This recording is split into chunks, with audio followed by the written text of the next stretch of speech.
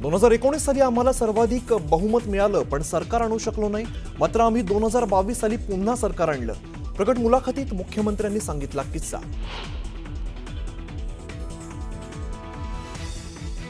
योग्य वेळी शेतकरी कर्जमाफीचा निर्णय घेणार, आम्ही जनतेला दिलेला शब्द पाळणार. शेतकरी कर्जमाफी संदर्भात मुख्यमंत्री फडणवीसांचं मोठं विधान.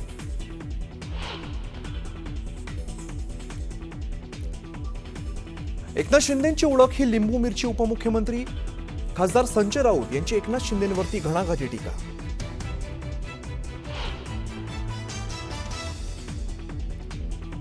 बीएमसी कडून शाहरुख खानच्या मन्नत बंगल्याची तपासणी. बंगल्याच्या नूतनीकरणाच्या कामात सीआरझेडच्या नियमांचं उल्लंघन केल्याच्या तक्रारीनंतर तपासणी सुरू.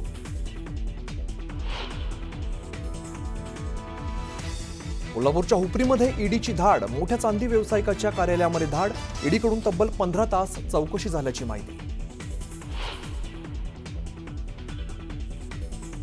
विशाखापट्टणममध्ये पंतप्रधान नरेंद्र मोदींचा तब्बल 5 लाख लोकांसोबत योगाभ्यास. पंतप्रधानांनी योग दिनानिमित्त दिल्या देशवासियांना शुभेच्छा.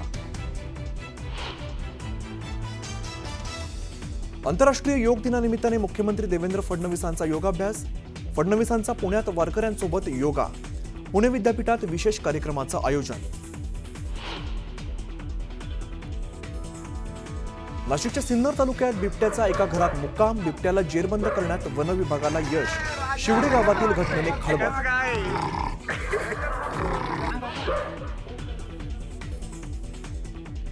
संत ज्ञानेश्वर आणि संत तुकाराम महाराजांच्या पालख्यांचा पुण्यामध्ये मुक्काम. पुण्यनगरी गेली भक्तिरंगात रंगून.